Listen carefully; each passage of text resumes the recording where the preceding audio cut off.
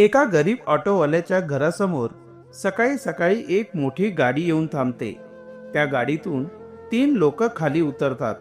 ते सर्वजण चांगले आणि नीटसे कपडे घातलेले लोक असतात.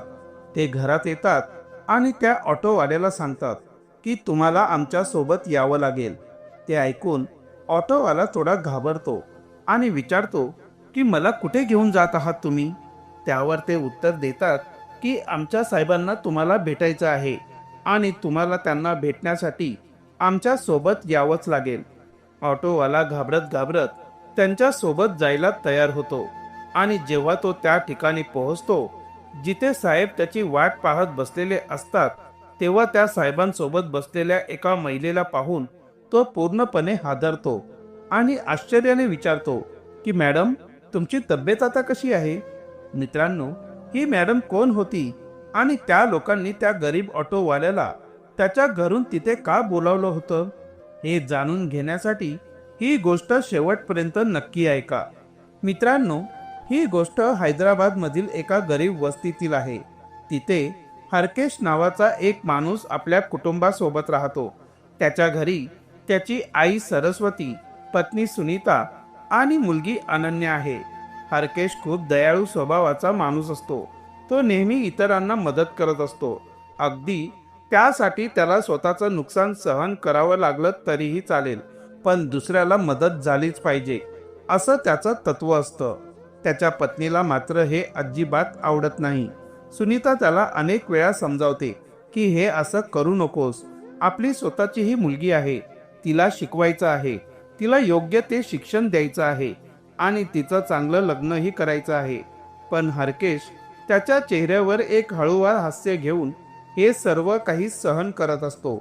याशिवाय त्याच्या आईची तब्येतही बरीच खराब असते आणि त्यामुळे घरात अडचणींचं वातावरण असतं. तो ऑटो चालवून थोडेफार पैसे कमवायचा आणि त्याची पत्नी सुनीता ही इतरांच्या घरांमध्ये काम करून काही पैसे मिळवायची. त्यांचं जीवन जरी गरिबीत गेलं तरी त्यांचं कुटुंब खूप प्रेमळ होतं. अडचणी होत्या, पण घरातले वातावरण प्रेमाने भरलेलं होतं. कोणत्याही समस्येला सामोरे जायला ते सगळे एकत्र होते. एक दिवस सकाळ सकाळी जेव्हा हरकेश आपल्या घरातून ऑटो घेऊन बाहेर पडत होता, तेव्हा त्याची 8 वर्षांची मुलगी अनन्या, जी शाळेला जाण्याच्या तयारीत होती, एकदम त्याच्याकडे धावत येते. ती त्याच्या कपाळावर हात ठेवते आणि म्हणते, बाबा, तुम्हाला ताप आलाय ना? ही औषधं घ्या. तिने लहान लहान पुड्यांमध्ये काहीतरी बनवून ठेवलं होतं. काय माया होती त्या छोट्याशा जीवात. हे दृश्य पाहून हरकेश थोडा हसतो आणि म्हणतो की बेटी अनन्या, काय झालं? तू असं का करत आहेस? तेव्हा ती म्हणते की बाबा, मी डॉक्टर होणार आहे आणि ही माझी औषधं आहेत. तुम्हालाही घ्यावीच लागतील कारण तुम्हाला ताप आलाय. म्हणजे मुलगी आपल्या वडिलांसोबत खेळत होती. पण हे पाहून हरकेशच्या डोळ्यात पाणी येतं. डॉक्टर बनवणं म्हणजे काही छोटंसं स्वप्न नव्हतं. खूप पैसा लागणार होता आणि एवढा पैसा तो कुठून आणणार? हाच विचार त्याच्या डोळ्यातून अश्रू आणतो. पण तरीही तो आपल्या मुलीला म्हणतो की ठीक आहे बेटी, मी औषध घेईन आणि बराई होईन. तू शाळेसाठी तयारी कर, मला पण ऑटो घेऊन जायचं आहे. असं म्हणून तो घरातून निघतो. पण दिवसभर त्याच्या मनात फक्त एकच विचार असतो की माझी मुलगी डॉक्टर झाली पाहिजे. मग त्यासाठी कितीही कष्ट करावे लागले तरी तो ठरवतो की आता तो हे स्वप्न पूर्ण करणार. जेव्हा तो संध्याकाळी घरी येतो आणि जरा विश्रांती घेतो, तेव्हा तो आपल्या पत्नीशी हे सगळं काही बोलतो. सुनीता म्हणते की डॉक्टर बनवायला खूप पैसे लागतात. आपल्याला आईचाही उपचार करायचा आहे.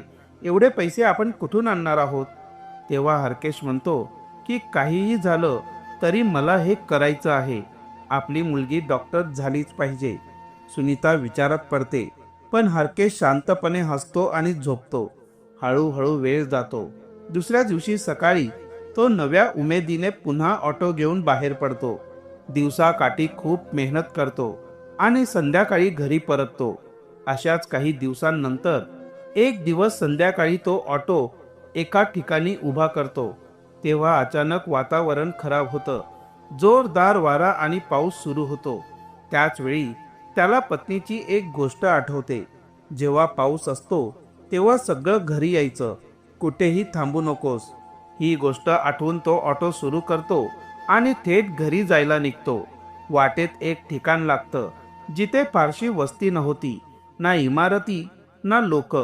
तिथून जात असताना अचानक त्याच्या ऑटो रिक्षाची लाईट समोर एका स्त्रीवर पडते. ती जोरदार पावसात भिजत असते. तिच्या अंगावर चिखल लागलेला असतो. ती छातीवर हात ठेवून वेदनेने वाकलेली असते आणि जेव्हा ती हरकेशची ऑटो पाहते तेव्हा ती धावत येते आणि हात करून थांबवते. हरकेश पहिल्यांदा थोडा घाबरतो की कुठली तरी अडचण तर नसेल ना, पण जेव्हा तो त्या बाईकडे पाहतो तेव्हा तिच्या चेहऱ्यावर स्पष्टपणे वेदना दिसत होत्या. मग हरकेश ऑटो थांबवतो. ऑटो थांबवताच ती बाई पटकन मागे येऊन बसते आणि म्हणते की भाऊ, मला लवकरात लवकर हॉस्पिटलमध्ये पोहोचवा. माझ्या छातीत खूप तीव्र दुखतंय. मला तातडीने उपचारांची गरज आहे. हे ऐकताच हरकेश तिला शांतपणे बसायला सांगतो आणि ऑटो वेगाने हॉस्पिटलकडे घेऊन जातो. तिथून साधारण 1.5 ते 2 किलोमीटरवर एक हॉस्पिटल होतं आणि हरकेश तिला तिथे घेऊन जात होता. रस्त्यात तो वेळोवेळी तिच्याकडे बघतो आणि विचारतो की मॅडम, काय झालंय तुम्हाला? ती मात्र फक्त एवढंच म्हणते की मला लवकर हॉस्पिटलमध्ये पोहोचवा, मला उपचारांची गरज आहे. शेवटी तो बाईला हॉस्पिटलच्या गेटवर पोहोचवतो आणि डॉक्टरांना बोलावून स्ट्रेचर मागवतो.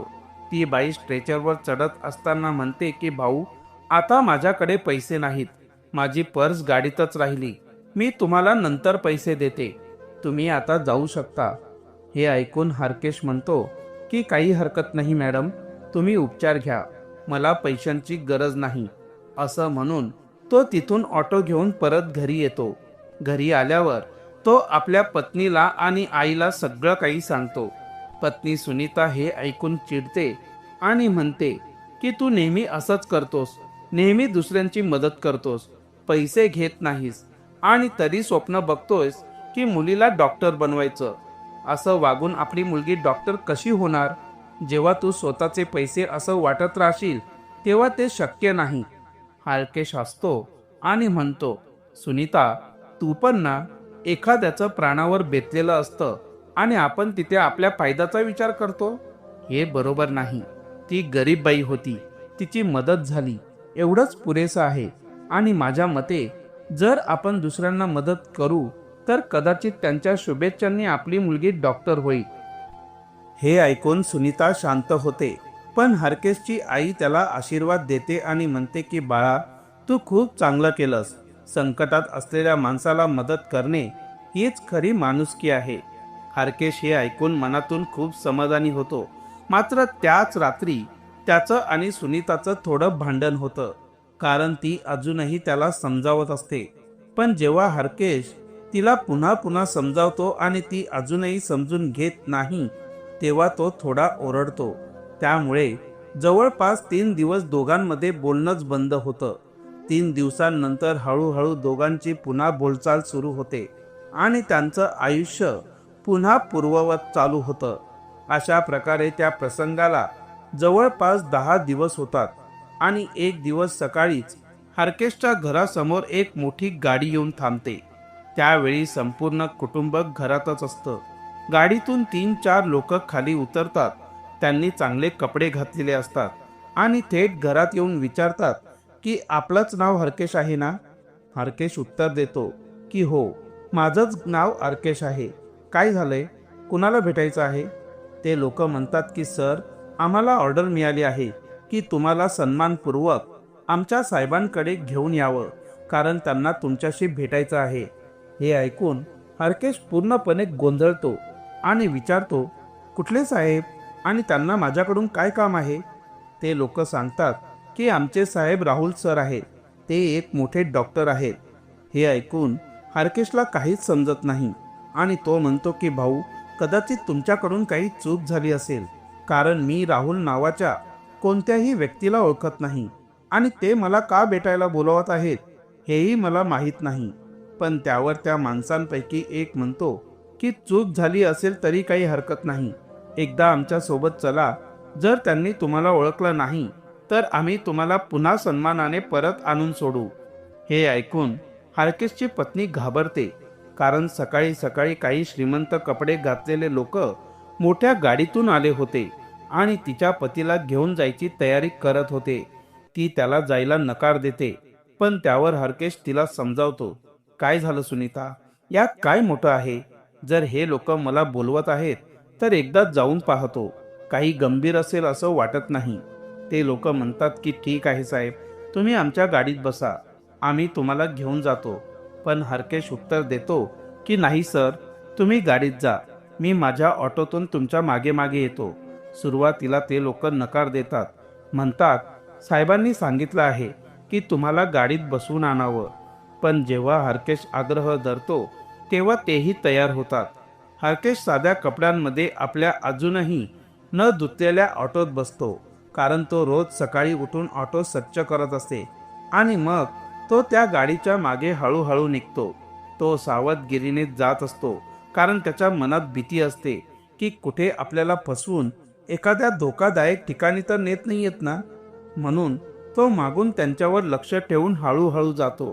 ते लोक एका पॉश भागात गाडी घेऊन जातात आणि हरकेश त्यांच्या मागे चालत असतो. तिथे काहीही धोक्याचं वातावरण नव्हतं. मग ते लोक एका मोठ्या बंगल्यावर गाडी लावतात. हरकेश देखील आपला ऑटो थांबवतो. ते लोक खाली उतरतात आणि म्हणतात, चला साहेब, आत चला, आमचे साहेब तुमच्याशी बोलू इच्छितात. हरकेश त्या भव्य घराकडे पाहत आत जातो. ते घर इतकं मोठं, आलिशान आणि सुंदर असतं की त्याने कधी स्वप्नात सुद्धा तसं काही पाहिलं नव्हतं. मोठा बाग, त्यात पार्क, महागड्या वस्तू, सगळं काही अविश्वसनीय वाटावं असं. आत गेल्यावर हॉलमध्ये काही सोफे असतात आणि त्यावर एक स्त्री पुरुष बसलेले असतात. जसे हरकेश त्या स्त्रीकडे पाहतो तो तिला ओळखतो. ही तीच बाई होती जी रस्त्यात आजारी अवस्थेत भेटली होती आणि जिला त्याने हॉस्पिटलमध्ये पोहोचवलं होतं. तो आश्चर्याने म्हणतो, मॅडम तुम्ही इथे? ती हसत उत्तर देते, भाऊ, माझं नाव सरस्वती आहे आणि हेच माझं घर आहे. तुम्ही जिथे उभे आहात तिथेच मी राहते. हे ऐकून हरकेशच्या डोळ्यांवर विश्वासच बसत नाही, कारण जेव्हा तिला तो भेटला होता तेव्हा तिची परिस्थिती बघून असं वाटणंही शक्य नव्हतं की ती इतक्या श्रीमंत घरात राहणारी बाई असे. त्याला वाटलं होतं की तिच्याकडे थोडेफार पैसे असतील, पण एवढं श्रीमंती पण, हे त्याला कधी स्वप्नातही वाटलं नव्हतं. सरस्वतीच्या बाजूला तिचे पती बसलेले असतात, डॉक्टर राहुल, जे खूप मोठे डॉक्टर असतात आणि त्यांचा दुसऱ्या शहरात स्वतःचा हॉस्पिटल असतो, जिथे भरपूर सुविधा आणि सेवाही दिल्या जातात. राहुल हरकेशला पाहताच म्हणतो की या बसा, आमच्या घरात तुमचं स्वागत आहे. हे ऐकून हरकेश गोंधळतो आणि हळूहळू त्या सोफ्याकडे चालत जातो जिथे राहुलने त्याला बसायला सांगितलं असतं. राहुल त्याच्यासाठी चहा पाणी मागवतो, पण हरकेश नकार देतो. तरीही राहुल आग्रह करतो आणि म्हणतो, का भाऊ, आमच्या चहा पाण्यात काय दोष आहे का? हरकेश म्हणतो की नाही साहेब, तसं काही नाहीये. खरं म्हणजे मला ऑटोवर जायचं आहे, कारण जर मी ऑटोवर नाही गेलो तर माझं घर चालणार नाही आणि माझी खूप छोटी छोटी स्वप्न आहेत जी मला पूर्ण करायची आहेत. म्हणूनच मी चहा पाणी नको असं म्हणालो होतो. तुम्हाला जे काही सांगायचं आहे ते मला सांगून टाका, त्यानंतर मी माझा ऑटो घेऊन इथून निघून जाईल. हे ऐकून सरस्वती मंद स्मित करते आणि आपल्या नवऱ्याकडे एका वेगळ्याच नजरेने पाहते. मग ती आपल्या पर्समधून 5,000 रुपये काढते आणि हरकेशकडे पुढे करते. हे पाहून हरकेश एकदम दोन्ही हात जोडतो आणि म्हणतो की मॅडम, मी तुमची मदत केली होती आणि त्यासाठी मला काहीच बक्षीस नकोय. तुम्हाला काही द्यायचंच असेल तर फक्त मला 30 रुपये द्या, जेवढं मी तुम्हाला सामान्य प्रवासासाठी हॉस्पिटलपर्यंत घेऊन गेलो होतो. त्यापेक्षा मला जास्त काहीही नकोय. हे ऐकून राहुलही हसतो आणि सरस्वतीही हलकसं हसते. सरस्वती आपल्या नवऱ्याला म्हणते, बघितलंस ना, मी सांगितलं होतं ना की तो खूप चांगला माणूस आहे. यावर राहुलही म्हणतो, हो, खरंच फारच चांगला आहे. हरकेशला काहीच कळेन असं झालं होतं. तो म्हणतो की तुम्ही हे सगळं का करताय? माझा वेळ वाया घालवू नका, मला जाऊ द्या. तेव्हा सरस्वती म्हणते की भाऊ, जेव्हा तुम्ही माझी मदत केली होती त्या दिवशी माझ्यासाठी कोणताही आधार नव्हता. जर तुम्ही वेळेवर तिथे पोहोचला नसतात तर खूप मोठं नुकसान झालं असतं. माझा नवरा त्यांच्या हॉस्पिटलमध्ये होता आणि मी माझ्या मैत्रिणीच्या पार्टीला गेले होते. तिथे अचानक माझ्या छातीत दुखायला लागलं. मी गाडी घेऊन निघाले, पण वाटेतच एका खड्ड्यात गाडी अडकली. मग मी विचार केला की काही हरकत नाही, हॉस्पिटल फार लांब नाहीये. मी मेन रोडवर जाऊन तिथून कुठली तरी सवारी घेईन आणि हॉस्पिटलला जाईल. म्हणून मी 500 मीटर चालत मेन रोडवर आले, पण तिथेही खूप वेळ थांबूनही कुठलीही सवारी मला मिळाली नाही आणि छातीचं दुखणं वाढत गेलं. माझा फोन आणि पर्स सगळं काही गाडीतच राहिलं होतं, त्यामुळे कोणाला बोलावणंही शक्य नव्हतं. खूप वेळ वाट पाहिल्यानंतर तू दिसलास आणि वेळेवर हॉस्पिटलमध्ये मला नेलं, त्यामुळे माझा जीव वाचला. आता तुम्ही आमचं आयुष्य वाचवलंय तर आम्ही थोडीफार मदत तरी करायला हवीच ना. तेव्हा हरकेश विचारतो की काय मदत करणार आहात माझी. राहुल म्हणतो की सगळ्यात आधी तर मी तुझ्या मुलीला चांगलं शिक्षण देऊ इच्छितो, जेणेकरून ती डॉक्टर होऊ शकेल. कारण तुमचं स्वप्न आहे ना की तुमची मुलगी डॉक्टर व्हावी. हे ऐकून हरकेश थक्क होतो, पण तेवढ्यात सरस्वती पुढे म्हणते, आणि दुसरी गोष्ट म्हणजे तुमच्या आईला जे आजार आहेत त्यावर उपचार आम्ही आमच्या हॉस्पिटलमध्ये मोफत करू. कारण जर तुम्ही नसता तर माझा जीवच वाचला नसता. हे ऐकून हरकेश अजूनच आश्चर्यचकित होतो. त्यावर राहुल म्हणतो, आणि त्या व्यतिरिक्त आम्ही तुम्हाला एक नोकरी देऊ इच्छितो, ज्यामुळे तुमची इतर छोटी मोठी स्वप्नही पूर्ण होतील आणि तुम्हाला कुठलीही अडचण भासणार नाही. या सगळ्या गोष्टी ऐकून हरकेश पूर्णपणे अचंबित झाला, कारण त्याने आपल्याविषयी काहीही सांगितलं नव्हतं, पण तरीही त्या लोकांना त्याच्याबद्दल सगळं काही माहीत होतं. तो म्हणाला की साहेब, मदतीबद्दल नंतर पाहू, पण तुम्ही आधी हे सांगा की तुम्हाला माझ्याबद्दल एवढं सगळं कसं कळलं. तेव्हा राहुल हसत म्हणाला की भाऊसाहेब, ज्या ठिकाणी तुम्ही माझ्या पत्नीला सोडलं होतं तिथून हॉस्पिटलमध्ये तिने मला फोन लावला होता. हॉस्पिटलच्या CCTV फुटेजमध्ये तुझ्या ऑटोचा नंबर दिसला आणि त्यावरून आम्ही तुझी माहिती शोधली.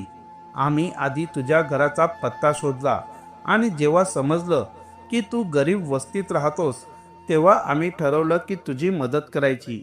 आम्ही सगळी माहिती गोळा केल्यानंतरच तुला इथे बोलावलं आहे. आम्हाला खात्री करायची होती की तू लालची नाहीस, म्हणूनच तुला ते 5,000 रुपये दाखवले गेले. ही फक्त एक चाचणी होती. खरं तर आम्ही तुला कामावर ठेवू इच्छितो. आमच्या वैयक्तिक गाडीचा ड्रायव्हर बनून काम कर आणि त्या बदल्यात तुझ्या कुटुंबाला चांगलं आयुष्य देऊ. तुझ्या आईचं हॉस्पिटलमध्ये पूर्णपणे मोफत उपचार करू आणि तुझ्या मुलीचं डॉक्टर होण्याचं स्वप्नही आमचं होईल. हे ऐकून हरकेशच्या डोळ्यात अश्रू येतात. तो त्यांच्या समोर हात जोडतो, कारण जी स्वप्न तो अशक्य समजत होता ते एका क्षणात सत्यात उतरतं.